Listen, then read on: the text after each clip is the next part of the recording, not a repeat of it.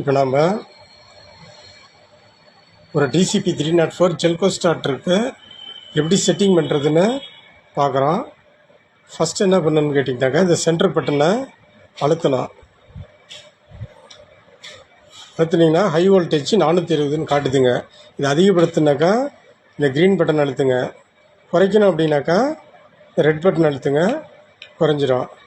அதுக்கப்புறம் மறுபடியும் இந்த பட்டன் அழுத்துங்க. அழுத்துனீங்கனாக்கா லோ வோல்டேஜ் 320ன்னு காட்டுது. இப்போ பார்த்தீங்கன்னா இதை குறைக்கணுனாக்கா ரெட் பட்டன் அழுத்துங்க. அதிகப்படுத்தணும் அப்படின்னாக்கா க்ரீன் பட்டன் அழுத்துங்க. அடுத்தது மறுபடியும் அழுத்தினோம்னாக்கா ஓவர்லோடு 6 ஆம்ஸ் காட்டுங்க. 6 ஆம்ஸ் வரைக்கும் ஆஃப் ஆகாது. 6 ஆமுக்கு மேலே போச்சுனாக்கா மோட்டாரில் ஏதாவது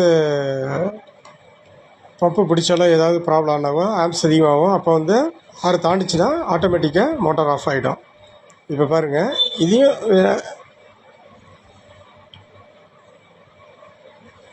6. இது நீங்கள் அதிகப்படுத்தினா அதிகப்படுத்திக்கலாம், குறைக்கின்றாலும் குறைச்சிக்கலாம். நாம் 6 வச்சுருக்கோம். அடுத்தது மறுபடியும் அழுத்துகிறோம். ட்ரெயின் வருது. ட்ரெயின் வந்துச்சுனாக்கா லோ ஆம்ஸ் 2.5. அதாவது ட்ரெயினாக்கா இப்போ குழியில் தண்ணி இல்லைனாக்கா நமக்கு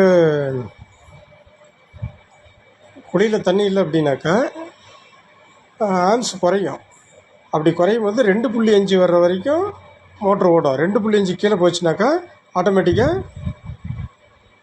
ட்ரிப் ஆகிடும். இப்போ பாருங்கள், இதையும் வேணால் நம்ம அதிகப்படுத்திக்கலாம், 3 கூட வச்சுக்கலாம். அல்லது ஆனால் 2.5க்கு கீழே போச்சுனாக்கா பைபாஸ்ன்னு மாறிட்டோம். பாருங்கள், 2.5க்கு கீழே போச்சுன்னா பைபாஸ்ன்னு மாறிட்டோம். அதனால் 2.5 வரைக்கும் தான் நம்மளால் வைக்க முடியும். அதுக்கு அடுத்தது இப்போ இது மேனுவலில் இருக்குதுங்க. இது ஆட்டோவாக மாற்றணும் அப்படின்னாக்கா இந்த பட்டன் அழுத்தணும். இல்லை மேனுவலாகவே இருக்கட்டும் அப்படின்னாக்கா மறுபடியும் செட் பட்டன் அழுத்துங்க. உங்களுக்கு பாருங்கள், மேனுவலாக மாறிக்கும்.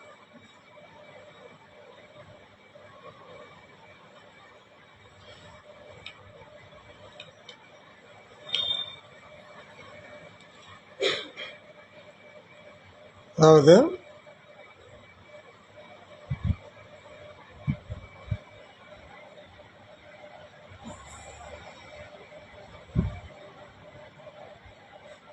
இப்போ ஆட்டோவில் இருக்குது. இதை நான் மேனுவலாக மாற்றினேன் அப்படின்னா இந்த பச்சை பட்டன் அழுத்திங்கன்னா மேனுவலாக மாறிக்கும்.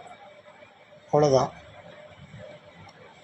இப்போ பழைய கண்டிஷனுக்கு வந்துருச்சு. இப்படி தாங்க ஒரு ஜெல்கோ ஸ்டார்டர் 304 செட்டிங் பண்ணோம்.